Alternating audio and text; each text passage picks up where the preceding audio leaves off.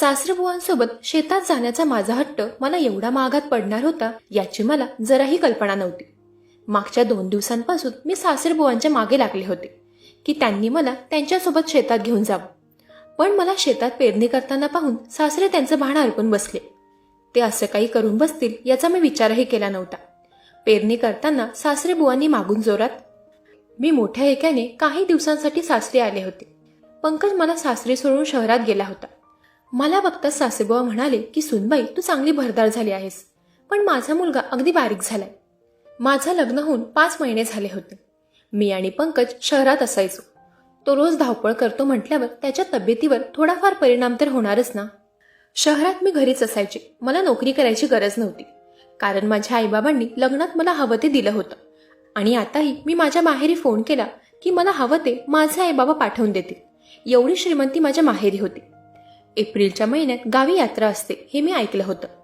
यात्रा मी आजपर्यंत पाहिली नव्हती, म्हणून यावेळी मी मोठ्या हेक्याने माझ्या सासरी आले होते. माझे सासरे गावी शेती करायचे. घरात सासूबाई होत्या. मी येण्याआधी त्या घरात सगळं काम करत होत्या. आताही माझ्यासमोर त्या काम करतच होत्या, पण अधूनमधून तोंड मुरडत असायच्या. त्यांचं ते तोंड मी रोज बघू शकणार नव्हते. त्यामुळे मी सासरेबुवांना घरातील कामाच्या समस्येबद्दल बोलले. मी त्यांना घरात मोलकरीण लावण्याची आयडिया सुचवली. सासरेबुवा संध्याकाळीच एक मोलकरीण घेऊन आले. आजपासून ना मला घरात काम करायची गरज होती ना सासूबाईंना. सासूबाईंचंही काम वाचलं होतं, तरीही त्या मला सासरेबुवांमागे किरकिर करताना दिसल्या. सासूबाई सासरेबुवांना म्हणत होत्या की मी आजारी असले की तुम्ही बाहेरून साधी भाजीही विकत आणत नाही. मलाच उठून तुमच्यासाठी भाकरी थापावी लागते, आणि इथे सुनेला 2 कामं करायला जड काय गेले, लगेचच तुम्ही मोलकरीण घेऊन आलात. सासरेबुवांनी सासूबाईंच्या बोलण्यावर काही प्रतिउत्तर दिलं नव्हतं. पुढच्या काही दिवसात सासूबाई बाथरूममध्ये पाय घसरून पडल्या. त्यांच्या पायाला पूर्ण 20 दिवसांसाठी प्लास्टर लागलं होतं. आता त्यांच्याकडे लक्ष देण्यासाठी घरात मोलकरीण हवी होती. पंकज त्याच्या आईच्या भेटीसाठी शहरातून गावी आला होता.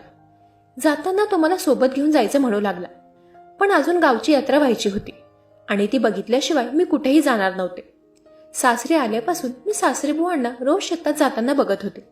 ते शरीराने चांगले धडधाकट होते. त्यांना पाहून मलाही त्यांच्यासोबत शेतात जाण्याचा मोह आवरला नाही व एके दिवशी मी त्यांच्यासोबत शेतात गेले. तिथे गेल्यावर काही बायका मला सहावार साडी नेसून शेतात पेरणी करताना दिसल्या. मी तर छोटा वनपीस घालून शेतात आले होते.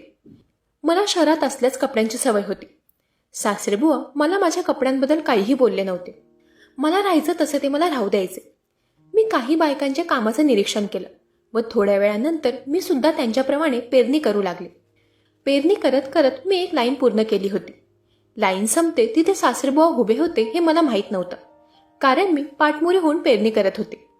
शेवटची पेरणी होताच मी सासरेबुवांना जाऊन धडकले, आणि तेही पाठमोऱ्या बाजूने. मला ते जरा विचित्र वाटलं होतं. सासरे माझ्या मागे येऊन कधी उभे राहिले हे मला समजलं नव्हतं. मी त्यांना सॉरी म्हणाले व मातीने भरलेले पाय धुवायला गेले. मी पाटाच्या पाण्यात पाय धुत होते. तोच सासरेबुवा तिथे आले. ते माझ्या पायावर त्यांच्या हाताने पाणी घालू लागले. माझ्या उघड्या पायांवरून सासरेबुवा सारखे नजर फिरवत होते. पाय धुवून मी घराच्या दिशेने जायला निघाले. त्याच दिवशी रात्री मी सासरेबुवांना रात्रीचं शेतात जाताना पाहिलं. घरात एकच टॉर्च होती आणि ती घेऊन सासरेबुवा शेतात निघाले होते. एवढ्या रात्री एवढ्या अंधारात मला त्यांच्या मागे जायला नको वाटत होतं. मी तेव्हा माझ्या खोलीत जाऊन झोपी गेले. सकाळ सकाळी माझा डोळा उघडला. गावाकडच्या पहाटेचा गारवारा काही वेगळाच होता. त्या गारवाऱ्यात सासरेबुवा दंड बैठका मारत होते. त्यांना मी आज पहिल्यांदा असं पाहत होते. सासरेबुवांचं शरीर अजिबात 60 वर्षांच्या व्यक्तीप्रमाणे दिसत नव्हतं. त्यांनी स्वतःला व्यवस्थित मेंटेन ठेवलं होतं. सासूबाई तर सासरेबुवांच्या पुढे पूर्ण म्हाताऱ्या दिसू लागल्या होत्या. आजपासून गावाची यात्रा सुरू होणार होती. संध्याकाळी मी साडी नेसून सासरेबुवांसोबत यात्रा बघायला निघाले. सासूबाई तर माझ्यावर जळत होत्या असं वाटत होतं. मी सासऱ्यांसोबत कुठेही जायला निघाले की त्या माझ्याकडे रागाने बघायच्या. मीही त्यांच्यावरची होते. मी त्यांच्याकडे नेहमी दुर्लक्ष करायचे. आम्ही यात्रेसाठी निघालो. रस्त्यातच सासरेबुवा मला म्हणाले की सुनबाई, साडीत तर तू फारच सुंदर दिसतेस. त्यांनी केलेल्या प्रशंसेबद्दल मी त्यांचं धन्यवाद केलं. आम्ही यात्रेत पोहोचलो. यात्रेतील देवाचं दर्शन घेऊन परत येत असताना फार गर्दी होती. त्या गर्दीमध्ये अचानक माझ्या पोटावर मला कोणाचा तरी हात जाणवला. मी जोरात घाबरले. तो हात कोणाचा आहे हे पाहण्यासाठी मी मागे वळून पाहिलं, तर तो व्यक्ती माझे सासरे होते. त्यांनी माझ्या पोटावर हात ठेवला होता. गर्दीतून बाहेर येताच मी सासरेबुवांना काही बोलणार तोच ते मला म्हणाले की सुनबाई, गर्दीत तुला कोणाचा स्पर्श होऊ नये म्हणून मी तुला सावरत बाहेर आणत होतो. माझ्याने चुकून तुझ्या पोटावर हात गेले. सासरे तर त्या गर्दीत माझं संरक्षण करत होते आणि मी काही वेगळंच समजले होते. ठीक आहे सासरेबुवा, आपण आता त्या पाळण्यात जाऊया. मला पाळण्यात बसायचं आहे. मी तेव्हा काही वेळासाठी लहान झाले होते असंच मला वाटत होतं. सासरेबुवा मला पाळण्यात बसायला घेऊन गेले. मी मोठ्या हौसेने पाळण्यात बसायला गेले होते. पण पाळणा सुरू होताच मला भीती वाटू लागली. पाळणा जसा थोडा उंचावर गेला तशी मी सासरेबुवांना चिपकले. भीतीपोटी मी गेल्या मिनिटभरापासून सासरेबुवांना घट्ट मिठी मारून होते. पाळणा थांबताच सासरेबुवांनी मला हाक मारली. मी डोळे उघडले तेव्हा मी स्वतःला सासऱ्यांच्या मिठीत पाहिले. त्यांना सॉरी म्हणून मी पाळण्यातून बाहेर आले. पाळण्यातून खाली येताच मला गरगरू लागलं होतं. सासरेबुवा माझ्यासाठी पाण्याची बॉटल घ्यायला जाऊ लागले. तोच एका व्यक्तीने सासऱ्यांना हाक मारली. तो म्हणाला की भालेराव, तुमची शहरी सूनबाई जरा जास्तच मनमोकळी दिसते. आत्ताच मी तुम्हा दोघांना पाळण्यात सोबत पाहिलं. तो व्यक्ती गावातला गृहस्थ होता. तो सासरेबुवांचा मित्र होता. सासऱ्यांचे मित्र त्यांच्याहून कमी वयाचे दिसत होते. त्या व्यक्तीने स्वतःच पुढे हात करून माझ्याशी ओळख करून घेतली. तो म्हणाला, मी सुधाकर, या गावातला मी वैद्य आहे. आता तर गावातही डॉक्टर आलेत. मला आता जास्त कोणी तपासणीसाठी बोलवत नाही. अधूनमधून तुमच्या सासरेबुवांची मेहरबानी होत असते. तो व्यक्ती बोलतच होता. तो सासऱ्यांनी त्याचं बोलणं थांबवलं. सासरे म्हणाले, तुझ्या सासूला फक्त या सुधाकर वैद्याचाच गुण लागतो, त्यामुळे मला याची अधूनमधून भेट घ्यावी लागते. सासरेबुवांनी त्या सुधाकर पुढे मला जास्त वेळ उभं राहू दिलं नाही. त्यांनी माझा हात पकडला व ते मला तिथून पुढे घेऊन गेले. आज पहिल्यांदा मी यात्रा काय असते ते पाहिलं होतं. याआधी माझा आणि यात्रेचा काही संबंधच नव्हता, कारण मी लहानपणापासूनच शहरात होते. आता सासर गावाकडचं मिळालं म्हणून मी या गोष्टी अनुभवू शकत होते. घरी पोहोचल्यावर मी जेवण न करता झोपी गेले. असंच दुसऱ्या दिवशी सकाळी सासरेबुवांचा नियमित व्यायाम झाल्यावर ते सासूबाईंना हाक मारू लागले. ते विसरले होते की सासूबाईंचा पाय फ्रॅक्चर झालाय.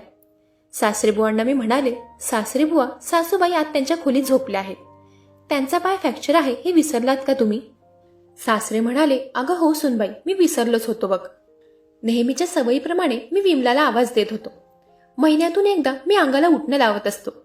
दरवेळी विमला मला तिच्या हाताने उठणं अंगाला लावून देते, पण आता तर तिच्याने ते शक्य नाहीये हे मी विसरलोच होतो. सासरेबुवा आज जाऊन उठणं घेऊन आले. बाहेर ओट्यावर बसून ते त्यांच्या हातानेच त्यांच्या हातापायाला ते लावू लागले. त्यांना उठणं लावायला जमत नव्हतं असं दिसत होतं. मी पुढे जाऊन सासऱ्यांच्या हातून ती उठण्याची वाटी घेतली. मी त्यांना पाटावर बसा म्हणाले. ते तर फारच लाजत होते, पण मला नव्हती लाज वाटत, कारण मी मोकळ्या विचारांची होते. मी सासरेबुवांना त्यांच्या अंगावरील कुर्ताही काढायला सांगितलं. आता तर ते जास्तच लाजू लागले. मी त्यांना म्हणाले की मी तुमची सून नाही, मुलगीच आहे असं समजा. मी एवढं समजावूनही ते लाजत होते, पण माझा हात त्यांच्या पाठीवर लागताच सासरेबुवांकडून येणारा नकार थांबला होता. ते माझ्याकडून उठण्याने मालिश करून घेऊ लागले. त्यांची त्वचा अजूनही तरुण व्यक्तीप्रमाणे होती. माझा हात फिरताच सासरेबुवांच्या अंगावर काटा उभा राहत होता आणि ते मला जाणवत होतं. घरातील मोलकरीण बाहेर येताच सासरेबुवांनी मला उठणं लावताना थांबवलं. ते बाहेरच्या बाथरूममध्ये आंघोळीसाठी गेले. ते आंघोळीला जाताच मी सुद्धा घरात गेले. सासरेबुवांच्या अंगावरून हात फिरल्याच्या नंतर सासरेबुवांच्या वागण्यात मला बदल जाणवू लागला होता. मी त्यांना सहजच उठणं लावायला मदत केली होती, पण ती मला एवढी जड पडणार होती याचा मी विचार केला नव्हता. आज रात्रीच्या वेळी मी सासरेबुवांना शेताच्या दिशेने जाताना पाहिलं. माझ्या खोलीच्या खिडकीतून मला शेताचा रस्ता सरळ दिसायचा. आज मलाही त्यांच्यासोबत शेतात जायचं होतं. रात्रीचं शेत कसं दिसतं हे मला बघायचं होतं. तेव्हा मी पळतच माझ्या खोलीतून बाहेर गेले. सासरेबुवा शेतात शिरायच्या आत मी त्यांना गाठलं. मला त्यांच्या मागे पाहून सासरे दचकले होते. ते म्हणाले, सुनबाई, तू या वेळेला इथे कशी? तू झोपली नाहीस? मी त्यांना नकारार्थी मान डोलावली व त्यांना म्हणाले, सासरेबुवा, मला रात्रीचं शेत कसं दिसतं ते बघायचं आहे. त्यावर ते म्हणाले की सुनबाई, शेतातील हिरवळमुळे आता शेतात फार गारठा असेल. या वेळेला तुला मी तिथे नेऊ शकत नाही. मी त्यांच्यासोबत जाण्यास हट्ट करू लागले. तेव्हा सासरेबुवा म्हणाले, आतल्या गारठात तू स्वतःला सांभाळू शकत असशील तर चल. आधीच आत गारठा आहे आणि त्या थंड हवेत तू माझ्यासोबत. मला सांभाळणं जरा अवघड जाईल. सासरेबुवा मला आत घेऊन न जाण्यासाठी ते सगळे बहाणे करत होते, पण मी त्यांचा एकही बहाणा ऐकायला तयार नव्हते. मी त्यांच्या सगळ्या अटींना होकारार्थी मान डोलावली. शेवटी मी माझा हट्ट त्यांच्याकडून पूर्ण करून घेतलाच. आम्ही आज शेतात जायला निघालो. चालत असताना मी त्यांना प्रश्न केला की एवढ्या रात्री तुम्ही शेतात का जात असतात. तेव्हा सासरेबुवा म्हणाले की रात्रीच्या वेळी जनावरं पिकांचं नुकसान करतात, त्यामुळे अधूनमधून मी शेतात फेरफटका मारत असतो. बोलता बोलता आम्ही शेत गाठलं. तिथे फक्त एक बारीक लाईट सुरू होता. शेताच्या हिरवळमुळे आज फार गारठा होता. मला तर फारच थंडी भरून आली होती. मला असं गारठलेलं पाहून सासरे म्हणाले की सोनबाई, मी तुला पहिलेच म्हणालो होतो की आतली थंडी तुझ्याने सहन होणार नाही. आता गारठलीस ना. मी त्यांना नाहीही म्हणू शकत नव्हते, कारण त्यांना समोर सगळं दिसत होतं. सासरेबुवांनी मला त्यांच्या अंगावरील शॉल काढून दिली. त्यानंतर त्यांनी मला तिथे चालू असलेल्या लाईटजवळ उभं राहायला सांगितलं व ते शेताच्या थोडं आत गेले, कोणी जनावर आहे का ते पाहण्यासाठी. ते परत आले तेव्हा मला काहीसा विचित्र आवाज येऊ लागला. मी सासऱ्यांना त्या आवाजाबद्दल विचारलं. तेव्हा ते म्हणाले, रात्रीचे अनेक वेळा असे आवाज येत असतात, पण घाबरायची गरज नाहीये. माझा हात पकड आणि पुढे पाऊल टाक. मी सासरेबुवांचा हात पकडून पुढे चालू लागले. अचानक माझा पाय तिथे असलेल्या पाईपात अडकला आणि मी सासरेबुवांच्या अंगावर जाऊन पडले. आम्ही दोघे सुकलेल्या गवताच्या ढिगावर पडलो होतो. मी आणि सासरेबुवा एकमेकांच्या फारच जवळ होतो. त्यांची धडधड जरा जास्तच वाढली होती. सासरेबुवा मला म्हणाले, आज पहिल्यांदा तुझ्या सासूनंतर कोणीतरी दुसरी महिला माझ्या एवढ्या जवळ आलीये. त्यांचं बोलणं ऐकून मी लगेचच त्यांच्यापासून लांब झाले. मी त्यांना म्हणाले की सासरेबुवा, चुकून माझा पाय अडकला व मी तुमच्या अंगावर आले, बाकी काही नाही. नको ते गैरसमज बाळगू नका. मला शेताचा रस्ता एवढा ठाऊक नव्हता, म्हणून घरी पोहोचेपर्यंत मला सासऱ्यांचा हात पकडूनच चालावं लागलं. शेतातून बाहेर येताच समोर सुधाकर वैद भेटले. ते आम्हाला अगदी खालून वरपर्यंत निरखून पाहत होते. माझा हात सासरेबुवांच्या हातात होता. तेच ते मगापासून बघत होते. माझ्या लक्षात येताच मी सासरेबुवांचा हात सोडला आणि मी घराच्या दिशेने निघाले. घरी पोहोचताच घराच्या दारातच मोलकरीण मला दिसली. तिच्याकडे दुर्लक्ष करून मी माझ्या खोलीत गेले. दुसऱ्या दिवशी सकाळी वैद घरी आले होते. ते आल्यापासून माझ्याकडे वेगळ्याच नजरेने पाहत होते. सासरेबुवांनी त्याला डोळे मोठे करून पाहिलं.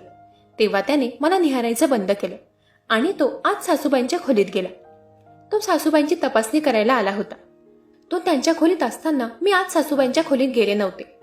वैद सासूबाईंच्या खोलीतून बाहेर आला. तेव्हा सासरीबुवा त्याला घराच्या बाहेर सोडवायला गेले असताना मोलकरीण सासूबाईंच्या खोलीतून बाहेर आली. ती मला म्हणाली की मोठ्या मालकीनबाईंनी तुम्हाला आत बोलावलं आहे. मोलकरीण मला निरोप देऊन किचनमध्ये गेली व मी सासूबाईंच्या खोलीत शिरले. आज जाताच मी त्यांना त्यांच्या तब्येतीबद्दल विचारपूस केली.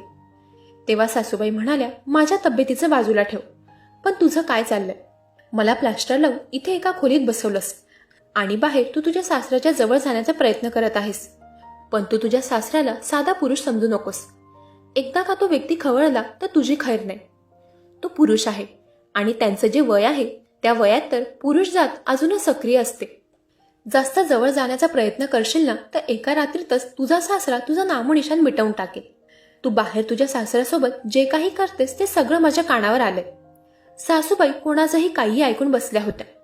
त्यांनी माझ्यावर नको ते आरोप लावले होते. याआधी मी अशी भाषा कधीच ऐकली नव्हती. मला त्यांच्या बोलण्याचं फार वाईट वाटलं होतं. मी त्यांच्या खोलीतून रडतच बाहेर आले. मी माझ्या खोलीत जाऊन रडत बसले होते. मी माझ्या खोलीत गेल्याच्या काही वेळाने सासरेबुवा तिथे आले. मला रडताना पाहून ते माझ्याजवळ येऊन बसले. मी त्यांना सासूबाई व माझ्यातील संभाषण सांगितलं. तेव्हा सासरेबुवा म्हणाले की सुनबाई, तू तुझ्या सासूच्या बोलण्याकडे लक्ष देऊ नकोस. ती तर स्वतः म्हातारी होऊन बसली आहे आणि आता ती माझ्यावर संशय घेऊ लागली. तू तिच्या बोलण्यावर लक्ष देऊ नकोस. तुझा स्वभाव मन मोकळा आहे आणि मला ते माहीत आहे. सासूबाईंच्या बोलण्याचा सासऱ्यांवर काहीच फरक पडला नव्हता. त्यांनी माझे डोळे पुसून मला मिठी मारली. सासरेबुवांचा समंजस स्वभाव मला समजला होता. माझ्या मनातील गोष्ट त्यांच्यासमोर मांडण्याचा तो चांगला चान्स होता. तेव्हा मी त्यांच्या मिठीतून बाजूला झाले. माझ्या खोलीचा दरवाजा मी बंद केला व सासरेबुवांजवळ जाऊन बसले. मी त्यांना म्हणाले, सासरेबुवा, मला तुमच्याशी एक महत्त्वाची गोष्ट बोलायची आहे. मी त्यांना माझ्यातील व पंकजमध्ये असलेलं एक गुपित सांगितलं. मला मूल होऊ शकत नाही हे मी सासरेबुवांना सांगितलं. मी त्यांना कधीच नातू देऊ शकत नाही हे मी त्यांना आज सांगून टाकलं होतं. मला वाटलं सासरेबुवा माझ्यावर चिडतील, पण त्यांनी अगदी शांतपणे ती गोष्ट ऐकून घेतली. त्यावर त्यांनी चांगला मार्गही सुचवला. ते म्हणाले की सुनबाई, मी पंकजला समजावतो की त्याने मूल दत्तक घ्यावं. सासरेबुवांनी चांगला मार्ग सुचवला होता. त्यांचा समजूतदारपणा माझ्या मनाला भावला होता. आताही जेव्हा ते माझ्या खोलीतून बाहेर पडले तेव्हा घरातील मोलकरणीने त्यांना पाहिलं होतं. मला त्याची काही पर्वा नव्हती. तिने सासूबाईंना काहीही सांगितलं तरी मला आता काही फरक पडणार नव्हता, कारण सासरेबुवा आता माझ्या बाजूने होते. सासूबाईंनी मला नको नको ते बोलूनही मी सासरेबुवांची पाठ सोडली नव्हती आणि त्यामुळे सासूबाईंनी पंकजला गावी बोलावून घेतलं. तो गावी आला त्या दिवशी रात्री आमच्यात वाद झाले होते. त्या दिवशी मी सासरेबुवांना आमच्या खोलीत झोपा म्हणाले होते. त्यांनी माझं म्हणणं ऐकलं होतं. सासरेबुवा माझ्या शेजारी बेडवर झोपले होते आणि पंकज जमिनीवर अंथरूण पाडून झोपला होता. काही वेळाने पंकजचा झोपेत बडबडण्याचा मला आवाज येऊ लागला. त्याच्या आवाजाने मी एकदम दचकले होते. भीतीमुळे मी सासरेबुवांना जाऊन चिपकले. काही वेळाने मला झोप आली, पण मध्यरात्री मला माझ्या अंगावर हात जाणवला आणि तो हात सासरेबुवांचा होता. त्यांनी माझ्या चेहऱ्यावरूनही हात फिरवला. काही वेळातच ते माझ्या शेजारून उठून खोलीतून बाहेर गेले. त्यांना बाहेर जाताना पाहून मीही त्यांच्या मागे गेले. त्या रात्री काही गोष्टी अर्धवट सोडूनच ते खोलीतून बाहेर निघाले होते. आज मी सासरेबुवांना असं लांब जाऊ देणार नव्हते. त्यांना माझ्याकडून काय हवं होतं मला समजलं होतं. आजची रात्र मला त्यांच्यासोबत शेतात का घालवायची होईना मी घालवायला तयार होते. ते आता शेताच्या दिशेने निघाले होते. मीही लपून त्यांच्या मागे जाऊ लागले. आज सासरेबुवा शेतातील वेगळ्याच बाजूला आले होते. ते तिथे असलेल्या एका कौलाच्या खोलीत शिरले. तिथे पहिली स्लाईड सुरू दिसत होता. ती खोली फारच गुपित ठिकाणी होती, कारण याआधी ती मला कधीच दिसली नव्हती. त्या खोलीत शिरण्यापूर्वी सासरेबुवांनी आजूबाजूला नजर टाकली आणि मग ते आत त्या खोलीत शिरले. मी तर झाडाच्या आडोशाला लपले होते. सासरे आत त्या खोलीत शिरताच मी झाडामागून बाहेर आले व मी त्या खोलीच्या दिशेने जाऊ लागले. आतून मला कोणा महिलेचा रडण्याचा आवाज येऊ लागला. त्या खोलीच्या खिडकीतून मी आत डोकावून पाहिलं तेव्हा तर माझ्या पायाखालची जमीनच सरकली, कारण आत मला एक महिला दिसत होती आणि ती गरोदर दिसत होती. सासरेबुवांनी सासूबाईंपासून लपून या वयात हे काय प्रथा पाडवून ठेवले होते. तिथे मला तो सुधाकर वैद्यही दिसत होता. तो त्या महिलेची तपासणी करत होता. सासरेबुवा सुधाकरला म्हणाले की आजपासून जरा चांगली ट्रीटमेंट करायला सुरुवात कर. होणारं बाळ आपल्याला सुरक्षित हवं आहे. या बाळाची दुसरी आई त्याची बाहेर वाट बघते.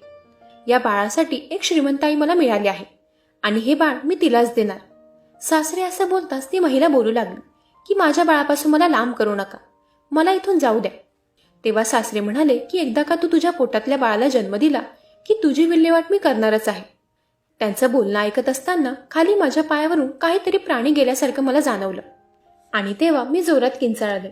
माझ्या आवाजाने सासरेबुवा आणि सुधाकर त्या खोलीतून बाहेर आले. मला तिथे पाहून ते दोघेही दचकले होते. त्यांना बाजूला करून मी आत त्या खोलीत गेले. सासरेही माझ्या मागे आले. मी त्यांना म्हणाले, सासरेबुवा हे सगळं काय आहे? तेव्हा ते बोलू लागले की ही महिला आपल्या शेतात काम करायची. तिच्या नवऱ्याने तिला पोटोशी असताना टाकून दिली. मी तिला इथे ठेवून तिची मदत करतोय. सासरेबुवा ही शेतात काम करणारी महिला नाहीये. ही तर ज्योती आहे, तुमची पहिली सून, पंकजची पहिली बायको. माझ्या तोंडून खरं ऐकून सासरेबुवा हादरले होते. ते अगदी थरथर कापू लागले. मी त्यांना म्हणाले की ज्योतीचा व पंकजचा सोबतचा फोटो मी पाहिला आहे. अजून किती खोटं बोलणार सासरेबुवा? मी बोलताच सासरे म्हणाले की सुनबाई, तू हिच्याबद्दल अजिबात कृतज्ञता दाखवू नकोस. तू इथे जे काही पाहिलं ते आपल्यातच राहू दे. तुला मूल होऊ शकत नाही हे गुपित मी माझ्याजवळ ठेवतो. जसं हिने बाळाला जन्म दिला तशी तू त्या बाळाला घेऊन शहरात निघून जा. तुझ्यावर कोणी काहीच प्रश्न उचलणार नाही. ही माझी जबाबदारी आहे. बाळ जन्माला आल्यानंतर ज्योतीचं काय करायचं ते मी बघतो. तू तुझ्या चांगल्या संसारात व्यत्यय नको आणूस. सासरेबुवा असं बोलताच बाहेरून पंकज त्या खोलीत आला. त्याने त्याच्या बाबांचं बोलणं ऐकलं होतं. मी सासरेबुवांना म्हणाले की लग्न झाल्यापासून आजपर्यंत पंकज सोबत एकही दिवस मी प्रेमाने घालवला नाहीये. दर 3-4 दिवसांनी मला त्याच्या तोंडून ज्योती नाव ऐकायला मिळतं. त्याने त्याच्या पहिल्या बायकोबद्दल मला कधी सांगितलं नव्हतं, पण तो नेहमी झोपेत ज्योती नाव घेत असायचा. मी त्याचा मोबाईल चेक केला तर त्यात मला त्याचे व ज्योतीचे फोटोही दिसले होते. ज्योतीचं रहस्य काय आहे हे जाणून घेण्यासाठीच मी गावी आले होते. मी तुमच्याशी खोटं बोलली की मला मूल होऊ शकत नाही. मला तुमचा हा खरा चेहरा पाहायचा होता, म्हणून मी ते सर्व नाटक केलं. त्या दिवशी जेव्हा सुधाकर रात्रीच्या आपल्याला शेताजवळ भेटले तेव्हा मला फक्त संशय आला होता. पण तुम्ही तिथून जाताच सुधाकरच्या हातातील पिशवीतून मेडिसिन बाहेर पडलं आणि ते जेव्हा मी पाहिलं तेव्हा मला समजलं की ते गरोदर महिलेला दिले जाणारे औषधी आहेत. सुधाकर साधारणतः प्रसूती एक्सपर्ट आहे हेही मला काही लोकांकडून समजलं होतं. तुम्ही तुमच्याच मुलाचं मूल त्याला दत्तक द्यायला निघाला होतात. मी पुढे काही बोलला तोच पंकज म्हणाला, बाबा तुम्ही तर मला म्हणाला होतात ज्योती कोणा मुलासोबत पळून गेली. पण तुम्ही तर तिला इथे डांबून ठेवलं आहे. असं का केलं बाबा? सासरे तर उत्तर द्यायला तयार नव्हते. ते खाली मान घालून उभे होते. तेव्हा ज्योती बोलू लागली. ती म्हणाली, पंकज, तू शहरात गेल्यावर तुझे आई बाबा मला माझ्या माहेरून पैसे आणायला सांगायचे. माझ्या बाबांनी लग्नात हुंडा देण्यासाठी त्यांची शेतीही विकली होती. आता त्यांच्याकडे काही शिल्लक नव्हतं. मी त्यांना कुठल्या तोंडाने पैसे मागू? मी माझ्या माहेरहून पैसे आणू शकत नव्हते. म्हणून तुझे आई बाबा माझा फार छळ करायचे. तुला माझ्या बोलण्यावर कधीच विश्वास बसला नाही. तू तुझ्या आईबाबांबद्दल काही ऐकायला तयार नव्हतास. तुझ्या विश्वासाचा त्यांनी फायदा घेतला. त्यांनी तुला सांगितलं की मी पळून गेले आहे, कारण त्यांना तुझं लग्न दुसऱ्या श्रीमंत घरातील मुलीसोबत लावायचं होतं. ती श्रीमंत मुलगी त्यांना हवे तेवढे पैसे देऊ शकणार होती. तू तुझ्या आईबाबांच्या बोलण्यावर विश्वास ठेवलास व मी पळून गेले आहे हे तू मान्य केलंस. पण माझं प्रेम खरं होतं, म्हणून आपली आज भेट होऊ शकली. सासरे बुवांनी मला जेव्हा या खोलीत आणून टाकलं तेव्हा मला गरोदरपणाचे लक्षण दिसू लागले. हे बाळ आपल्या प्रेमाचं प्रतीक आहे. आज जर तुम्ही इथे पोहोचला नसतात तर माझ्यासोबत या लोकांनी काय केलं असतं हे मी सांगू शकत नाही. सासरे बुवांनी पैशांसाठी पंकजचं दुसरं लग्न केलं होतं. मला तर लग्नाच्या वेळी हे माहीत नव्हतं की पंकजचं पहिलं लग्न झालं आहे. पहिल्या नजरेत तो मला आवडला होता, म्हणून मी त्याच्याशी लग्न करायला तयार झाले होते. माझ्या माहेरहून भरपूर असा हुंडा माझ्या आईबाबांनी त्यांना दिला होता. सासरे बुवांनी माझ्या हुंड्याच्या पैशातून 5 एकर शेत खरेदी केलं होतं. एवढंच नाही तर माझ्या बाबांनी शहरातही एक फ्लॅट खरेदी करून दिला होता. पण पंकजला माझ्या माहेरच्यांकडील पैशांचा लोभ नव्हता. त्याचे आईवडील म्हणाले ते त्याने ऐकलं होतं. पंकज आणि ज्योतीच्या डोळ्यात मला एकमेकांबद्दल प्रेम दिसत होतं. त्या दोघांनी माझे आभार मानले. पंकज मला म्हणाला की मधू, तुला भीती नाही वाटली का? तू माझी आणि ज्योतीची भेट घडवून आणलीस, पण यात तुझं नुकसान होईल हा विचार तू केला नाहीस का? पंकज, मी पैशाने तुला मिळवलंही असेल, पण मी तुझं प्रेम नाही मिळवू शकले ना मी कधी मिळवू शकणार. मला माणसाच्या रूपात एक पुतळा नकोय. मला त्या पुतळ्यात देह असलेला व्यक्ती हवा होता, जो माझ्यावर मनापासून प्रेम करेल. तुझं खरं प्रेम ज्योती आहे आणि तू तिच्यासोबत खुश राहू शकतोस. मला जबरदस्ती कोणाचं प्रेम हिसकवायचं नाहीये. त्या दिवशी पहिल्यांदा पंकजने मला हसून मिठी मारली. पुढच्या काही दिवसातच सहमतीने आम्ही घटस्फोट घेतला. पंकज ज्योतीला घेऊन शहरात गेला. त्याचे आईबाबा त्यांनी केलेल्या कृत्यावर आज पस्तावा करत आहेत. पैशापेक्षा आपल्या मुलाचं सुख महत्वाचं आहे हे ते विसरले होते आणि आज त्यांच्या त्या वाईट कर्माचं फळ त्यांना मिळत आहे. आज ते त्यांच्या खऱ्या संपत्तीपासून वंचित आहे. ती संपत्ती म्हणजे त्यांचा मुलगा, सून आणि